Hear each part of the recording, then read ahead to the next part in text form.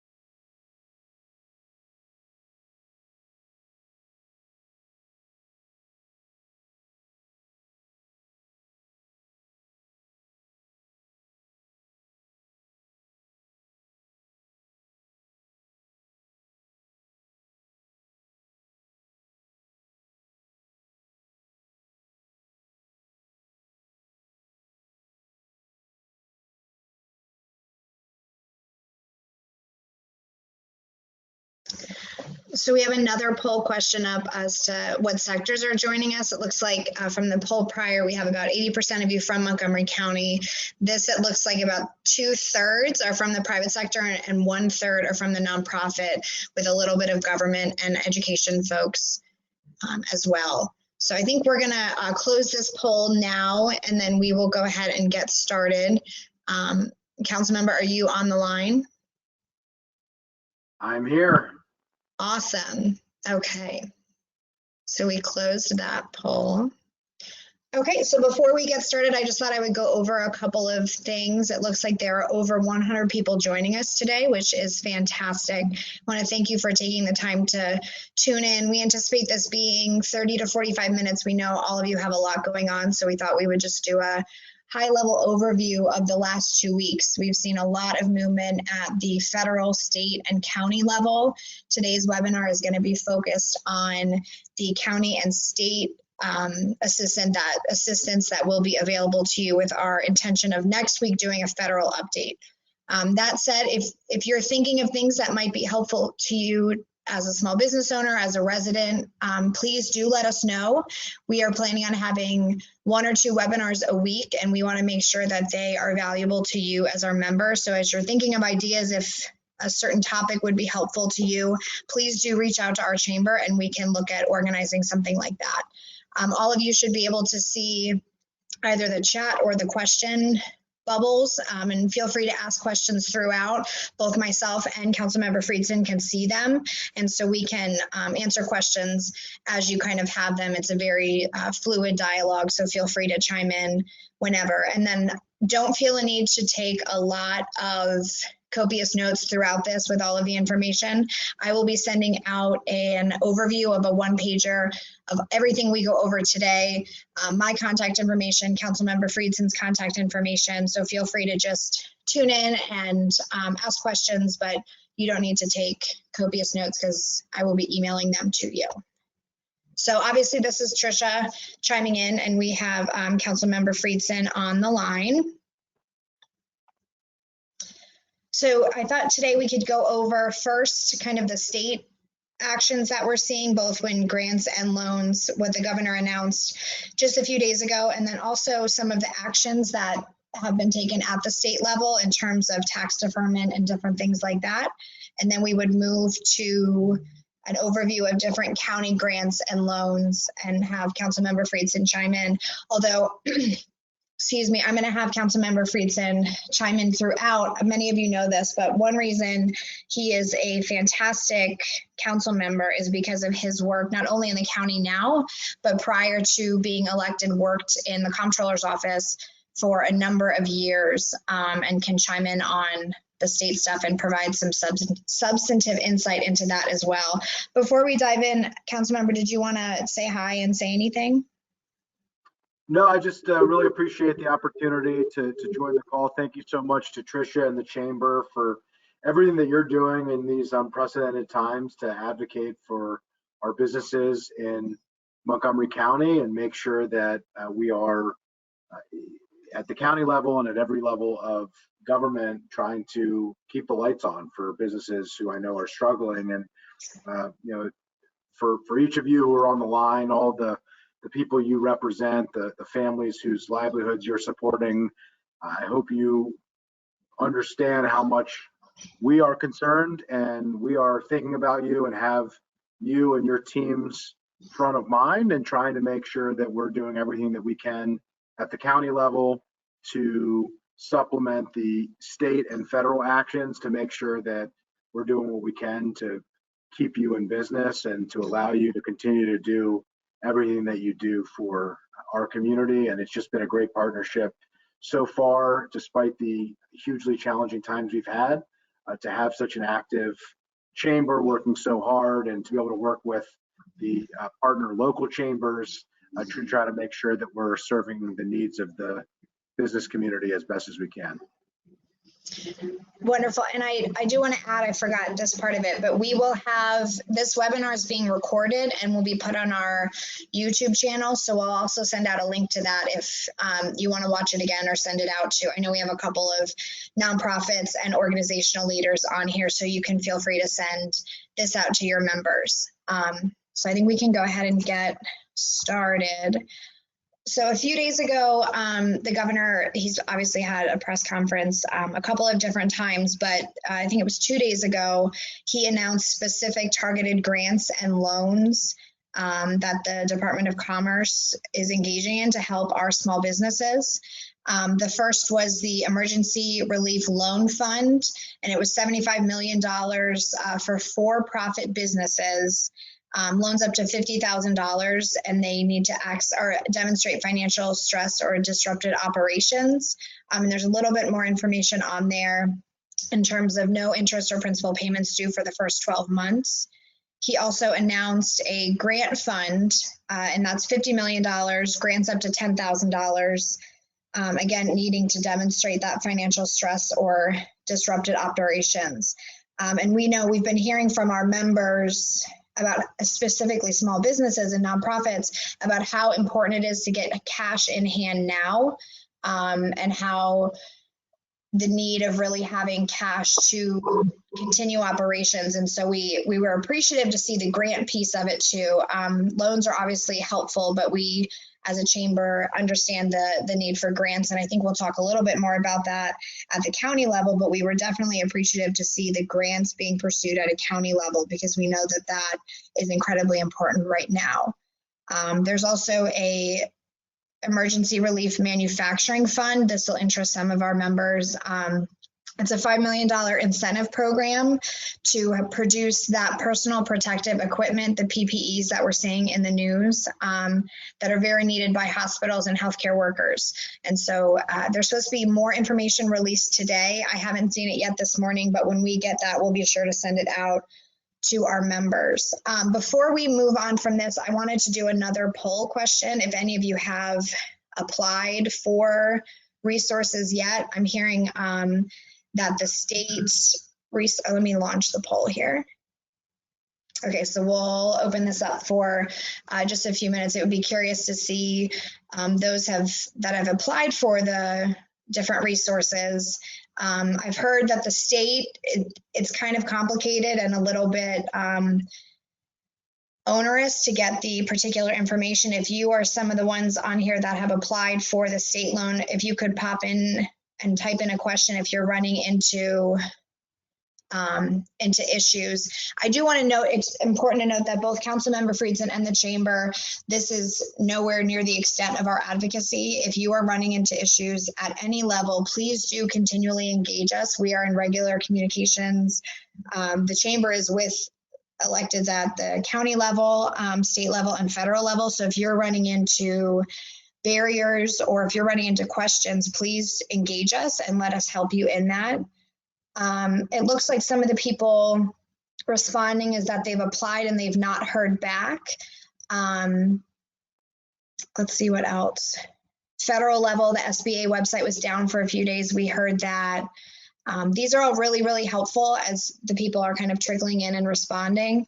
8,000 applications came in within 48 hours, working through them. I'll get some guidance at the state and federal level as to kind of where they are and when people should expect to hear back, because that's obviously incredibly important, the need for resources now versus not knowing when you're getting them. I'm going to go ahead and close this poll.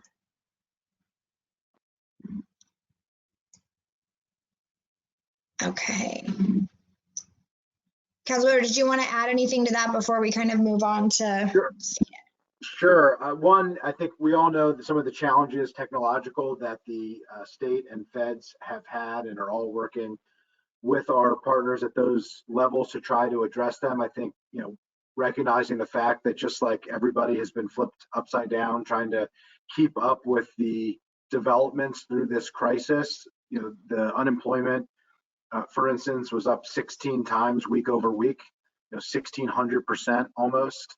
And so the amount of traffic and the amount of interest, none of us were totally prepared for, and so we're trying as best as we can to keep up. And so to Tricia's point, if there are issues that you're having, even at other levels of government, reach out to the chamber, reach out to us, and we will try to address it as quickly as we can with those areas. I just wanted to add one other fund that might be of interest at the state level that was included. The Department of Labor has a layoff aversion fund for teleworking and things related to teleworking to be able to keep folks employed while the social distancing health directives are initiated. And so it's another area to think through, but those are up to $50,000 per applicant, business or nonprofit. And so something to take a look at as well. And Tricia and I can make sure that that is included in the follow-up that's sent around.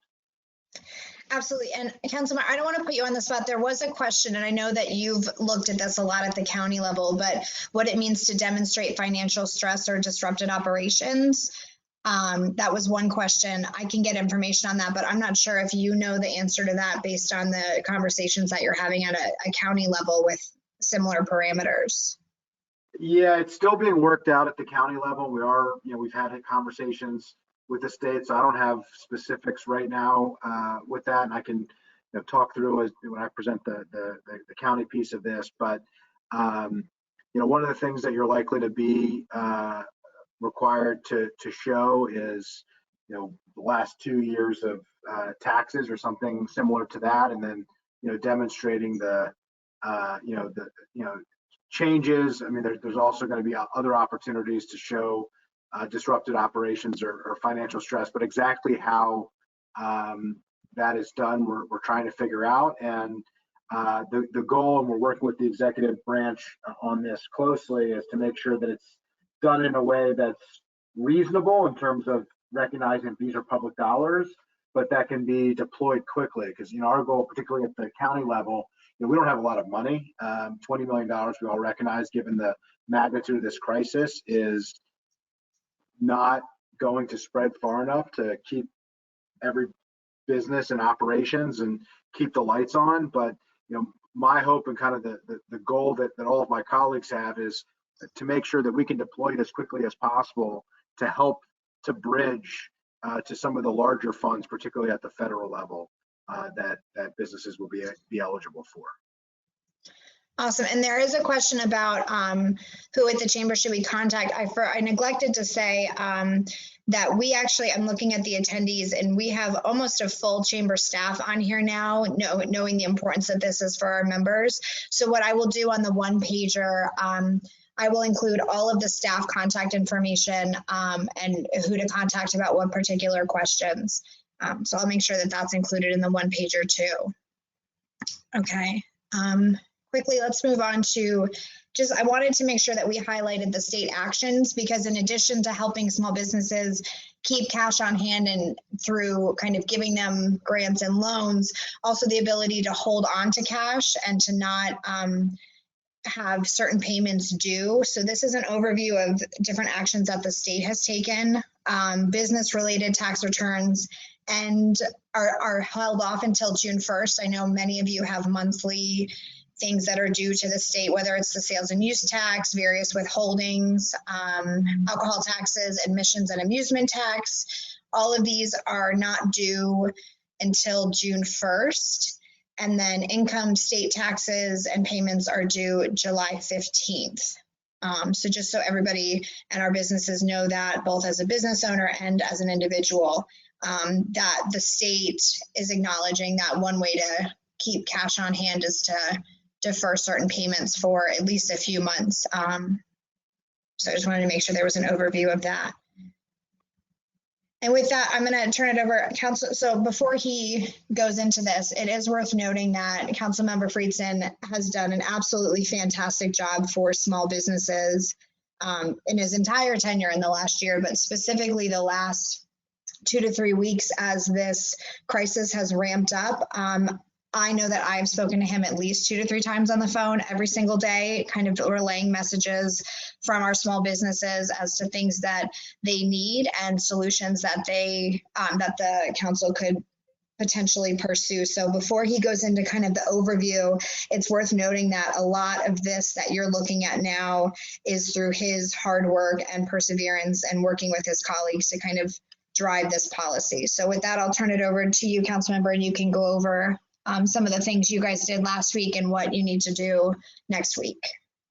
Sure. Well, thank you so much. And none of this would have been possible without the partnership of the chamber and the county chamber and all the partner chambers and countless conversations that have occurred with our local businesses, not just with myself, but with all of my colleagues. And I know everybody is working really hard to try to reach out to as many folks as possible who we know are really struggling. So this was introduced on Tuesday as emergency legislation. It is scheduled to be voted on this coming Tuesday. It was introduced as emergency legislation, and so it will go into effect immediately upon it being approved on Tuesday, assuming that is what happens, which we expect since it was introduced by the entire county council as a county initiative.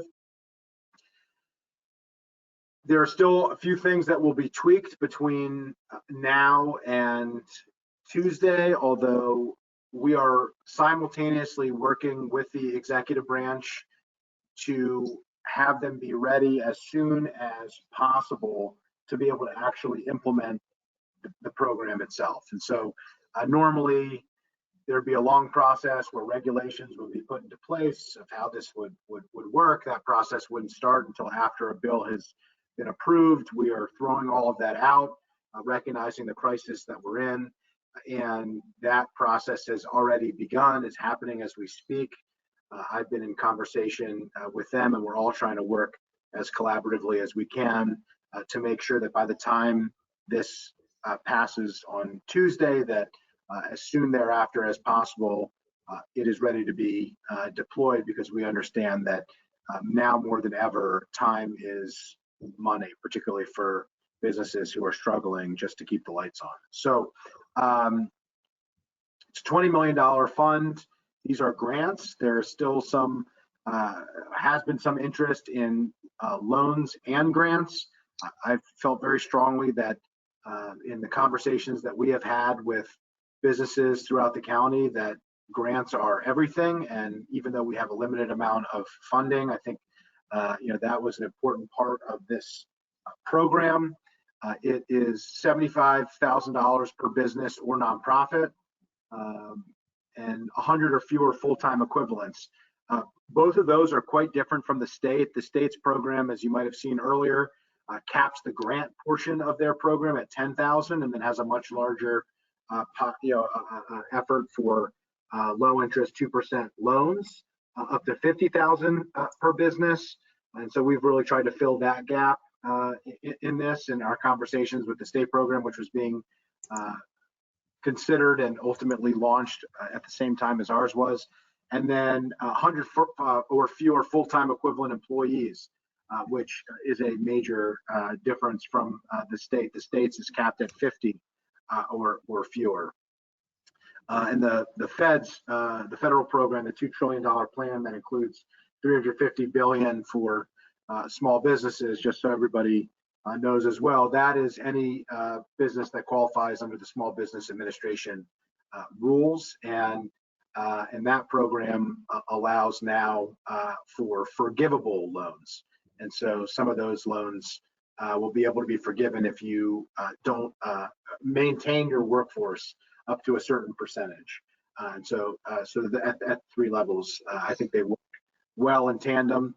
The funding can be used as proposed for employee wages and benefits and other operating expenses, including taxes, debt, rent, or other operating costs during the public health emergency as determined by the governor's state of emergency. This is really important. This was largely modeled off of the program in DC. I'm sure many of you, and there's probably some on this call, but Those who aren't based in DC or have operations in DC, I'm sure you have professional relationships in DC, and much of our program in terms of the grant funding and how it will be used is based similarly on theirs. And I will say and made clear that they were able to get their program up and running 7 days after it was approved at the council in DC. And I expect that to be the standard that we at least meet, if not beat, in order to get these funds deployed as quickly as possible. There is another portion of the bill for a teleworking grant. We're having conversations about this because actually, as we were working on this and working with our partners at the state, they stepped up, as I mentioned earlier, to have a pretty robust teleworking program that's much more robust than the one that we're able to put forward at the county. And so we may move away from this and direct people to take advantage of the state program, but those conversations are ongoing. But as currently proposed, there's $250,000 for micro grants for local businesses and nonprofits, and it's for basically modest teleworking equipment. If you can stay in operations but don't have scanners, printers, headsets, Zoom, membership that you can't afford, but otherwise could stay in business. In order to keep an employee on, we want to make sure that we're providing you with the small amount of money that you may need in order to do so. So stand by on that. That's something that actually could be subject to change or adjustment as we move forward, based on the fact that there's good news here that we had been working on this and with our partners at the state, and they stepped up with a larger fund than the one we have that is also eligible for businesses that and nonprofits that need it. Okay, and I know that this isn't necessarily entirely on you, but can you talk a little bit about some of the conversations similar to the state level, letting businesses keep cash on hand, some of the conversations you've had either with your colleagues or with the county executive about different potential actions the county can take to defer various payments and things like that? Yes, I have, as you know, have had many conversations with colleagues and with our executive branch and our legal department to determine what power we do have in terms of waiving, deferring, and changing deadlines of various taxes, fees, licenses, registrations, etc. It's a work in progress. I am hoping and have made an emphatic request that be available and specific in terms of the guidance of what we are doing and we're able to do within our power to announce on Tuesday when this bill is scheduled to be passed. I am not sure that is going to happen. I can't confirm that yet, but I'm working towards that, and that has been the request that's been made of the executive branch, and I know that they are working from a legal standpoint and in the finance department to put together this information, and have for the past at least a week to 10 days to try to figure out how to move forward and how we can provide some level of relief similar to the state and the federal actions. The one thing that I will say, just to be clear, the county is very limited in terms of our ability to make changes related to taxes. Our taxing authority comes strictly from the state.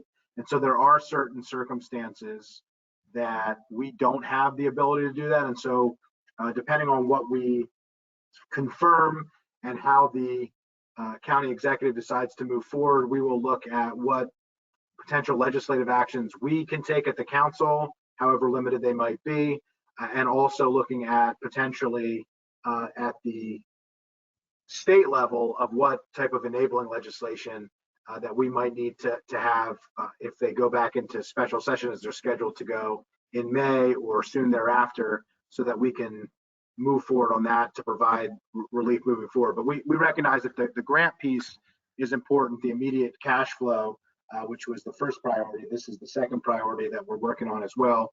And the chamber has been an active partner in that, which I appreciate. And Councilmember, there's been two questions about more of the grant. Are churches included in the category of nonprofits? And then does this grant, do you have to be an established business for a couple of years, or can, newly formed businesses apply? I guess it would depend on they'd have to have the ability to show need. But if you're a business that's been around 2 or so years, have you had conversations about kind of the criteria from that standpoint? Yeah, so those are things that are being worked out right now at the executive, in the executive branch, in terms of what the criteria are going to be to demonstrate the need based on the emergency regulations. So I don't have confirmation on exactly what those are going to end up being, but those are two very important ongoing active conversations that are happening. One is the question of demonstrating need and whether or not a new business would be able to demonstrate that need based on the way that the requirements are set up. The way that the bill is written, it wouldn't prevent a business from that is new from being able to be eligible, but the regs could, because if you have to show the last 2 years and you don't have the last 2 years, then you wouldn't be able to do that. And so those have been some of the active conversations that are happening behind the scenes that we're still working through of whether or not those would be allowed. And so, hopefully we'll be able to get back as soon as possible, and that will, I'm hoping will be determined and confirmed by the time we pass the bill on Tuesday, so that we have, as I said, the emergency regulations that are set up as quickly as possible. In terms of faith-based institutions, that's an ongoing question as well. The way that seems to be headed, and I feel this way myself, is that it's about employment.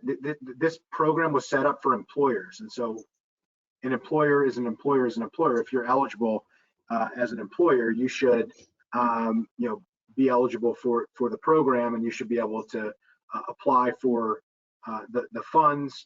I think a religious institution may have trouble demonstrating the operating losses because it's not the operating losses.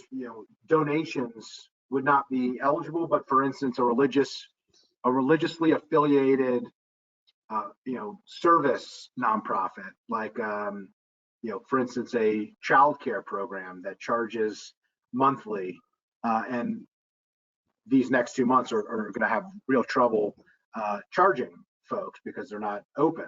That would be an example of an operating loss. And if you had to lay off employees as a result of that, or furlough your teachers as a result of that, that would be an example of an employer. And I think the way that this is headed, that would be eligible. But again, those are questions that have to be fleshed out to a certain extent, not necessarily in the legislation itself, but in the regulations. And we're working through that as we speak. There was one question about if you're a small brick and mortar retailer, and you owe your suppliers money because you can't move product, can you use the grants to pay suppliers, or would that again fall to regulation? Well, I think it would depend on what that means. Most likely, I mean, I'm not sure paying a supplier would be considered an operating expense. Mm-hmm. If you got supplied more than you can handle, but it could be. So I think that most likely would be, it probably depends on how it's structured, and likely would depend on the way that the emergency regs are adopted. And there's some questions around kind of the time to apply and the race to potentially need to apply if you're going to have further hardship in the weeks and months to come, and you can show more of a justification as to get these grants down the line, but then you're potentially missing the opportunity.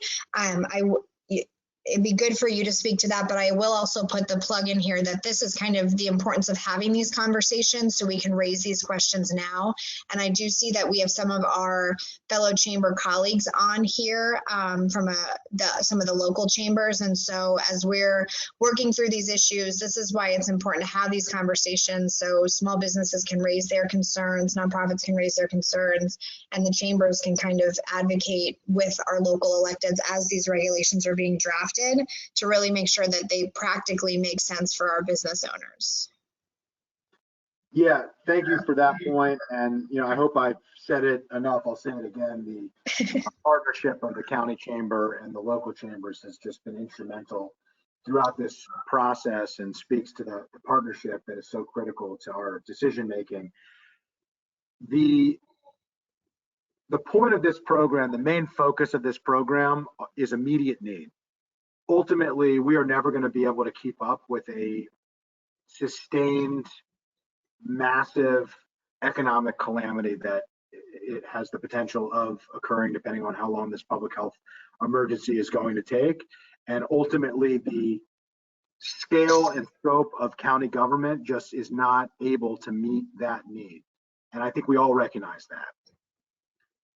What this is intended to do is to address the fact that immediately there are employers in the community who would have to shut their doors and lay people off and furlough people and close down operations and never be able to return.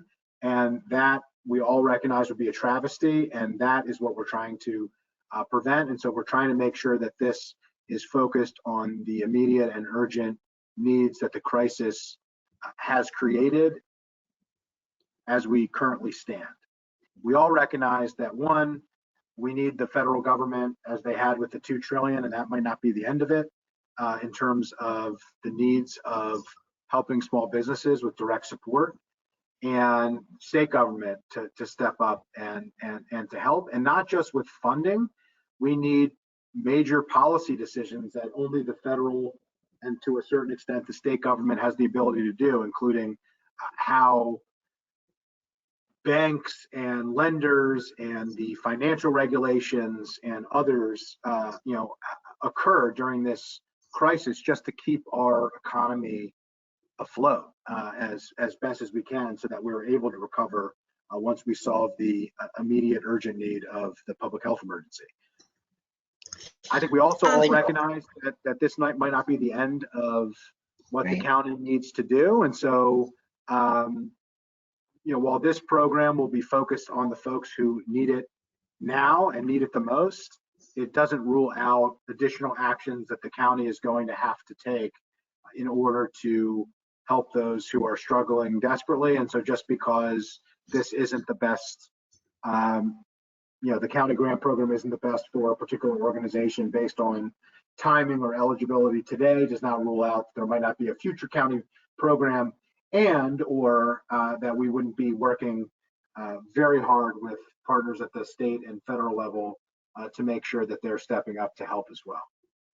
I do think that's an important point, that similar to what we're seeing at the federal level with multiple items of legislation moving forward as different needs arise, as unforeseen issues come up, I don't think that it's the intent of the county and the state to say, oh, we passed this grant program, we're good. And so I think the more that we're hearing from small businesses as to what they need, kind of the more that the county and state level will do what we're seeing at the federal level, which is like multiple iterations of legislation to kind of have an ongoing support for the regular issues we're seeing, but also kind of the unforeseen issues that we're encountering as we work through this crisis.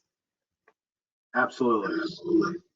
There's some other questions about, one employee businesses. Is this, can they qualify for this grant? Yeah, the bill is written in a way that they can, and in fact, a large part of the bill,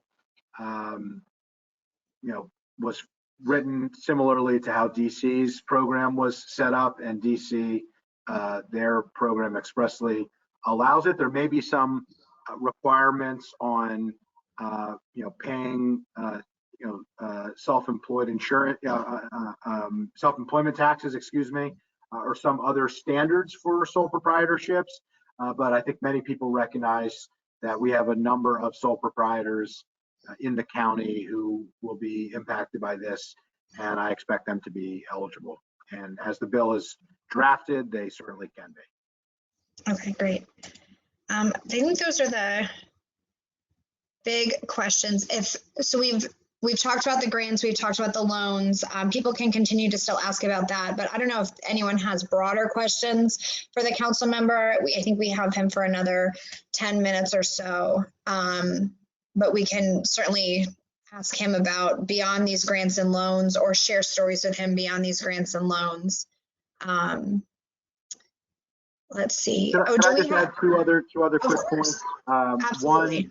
One quick point. Our colleagues have introduced a $250,000 appropriation, special appropriation for the Visit Montgomery County, Visit MoCo, Yes. to pay for hotels, hotel rooms for frontline healthcare workers to be able to sleep in the middle of the day at certain points, many of whom can't go home because they have or struggle to be able to figure out where they can go because they don't want to potentially infect a vulnerable person in their household.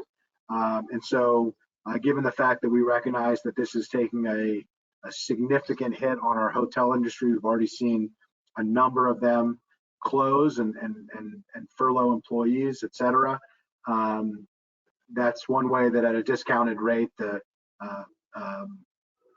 Visit MoCo will be, introducing or engaging in agreements with hotels and working with hospitals to be able to make that connection and provide that type of support. I think it's one of the many examples of things that we're looking at now to be able to leverage the different communities that we have, public and private, nonprofit and for-profit, government and private sector, to be able to figure out how we address this crisis, because we all recognize we need an all hands on deck approach. And on that note too, we've had a couple questions on how people can donate, or different nonprofits that are working.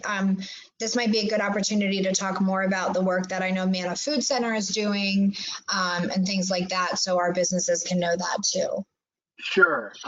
Yeah, the county's really focused on that too. Obviously, the purpose of this call was really focused on the business piece, so I didn't talk a lot about it, but we have a $5 million special appropriation that's going towards vulnerable populations. That was proposed and introduced on Tuesday, as well as part of this broader package, $260,000 appropriation specifically to Manna Foods for helping with food insecurity, and particularly helping the school system meet the needs of the school lunch program, which is drastically expanded.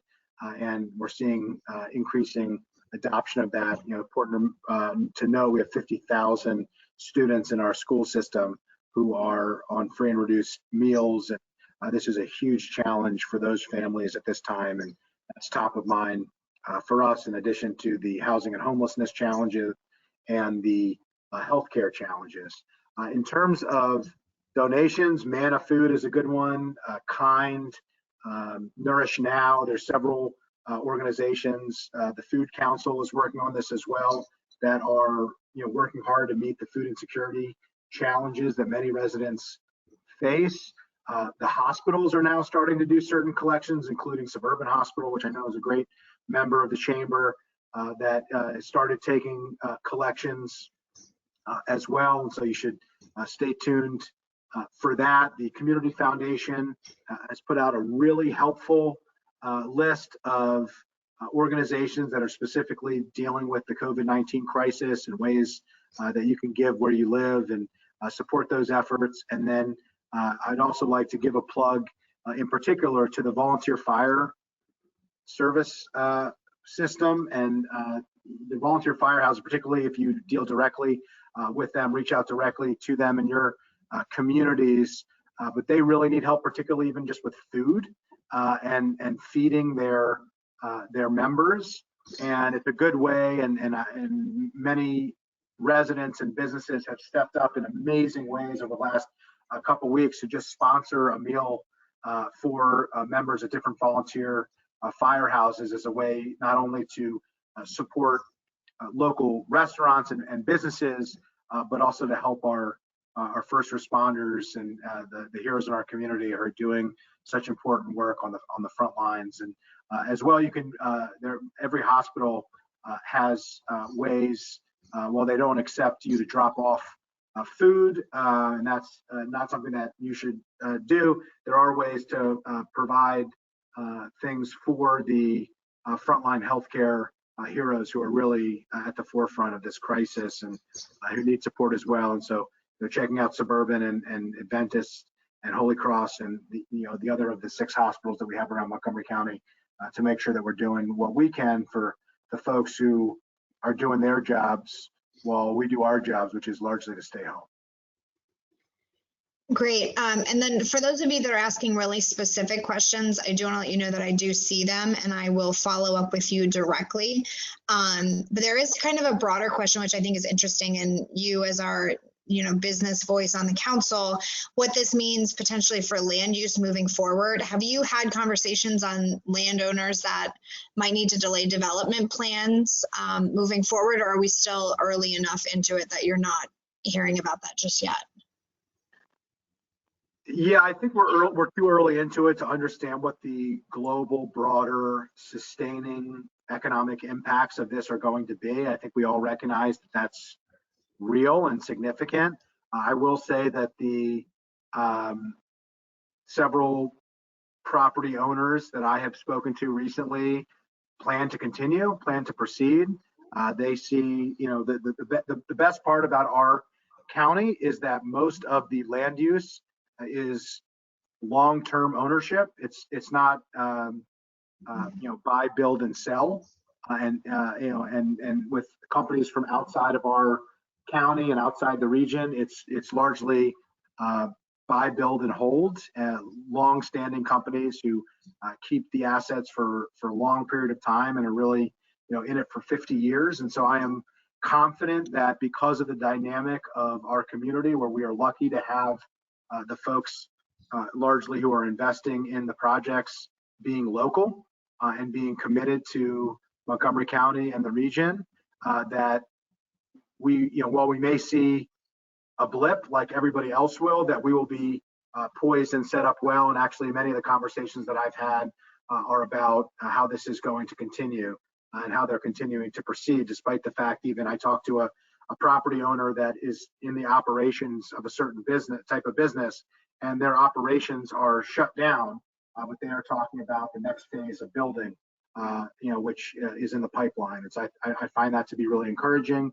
And I think that, it raises the broader question, which is, how will Montgomery County do in this? And I think we all recognize that the global economy and the national economy is going to feel the effects of this for not just months, but well beyond that.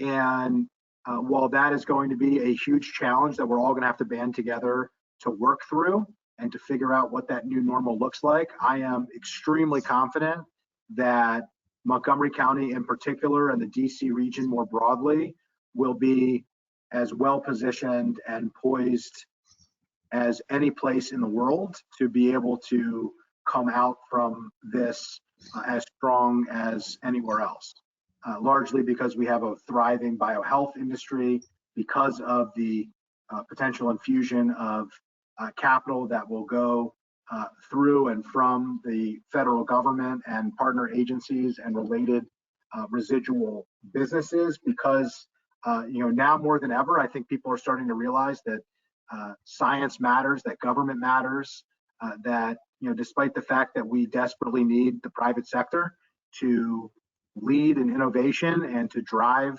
the economy, and the genius of the private sector is what makes the American experience work in so many ways. We need government, and we do need a backstop, and we do need a strong, thriving, investing in research and cutting edge technology, and then allowing the private sector to run with it. And I think now more than ever, we're starting to see that intersection. And I don't think there's any place that is at the center of that intersection more than Montgomery County is. So I am frustrated by the moment that we're in, but I am as optimistic as ever long-term in how we will fare as we move forward, notwithstanding the fact that this is going to be an extremely tough time that we'll have to work through together.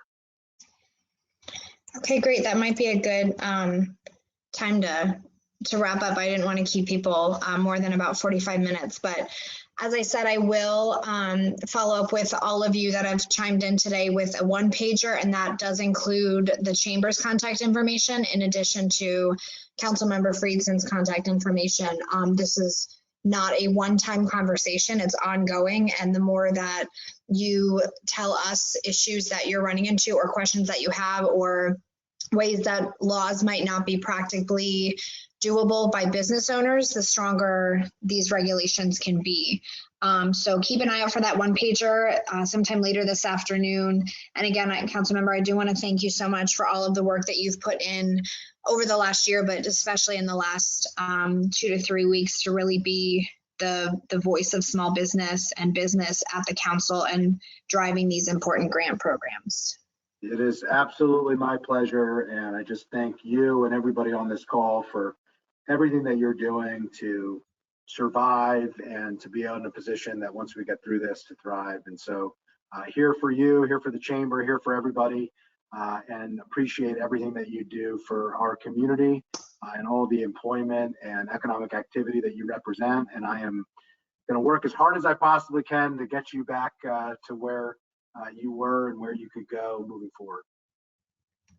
Okay, thank you so much. Thank you, everybody.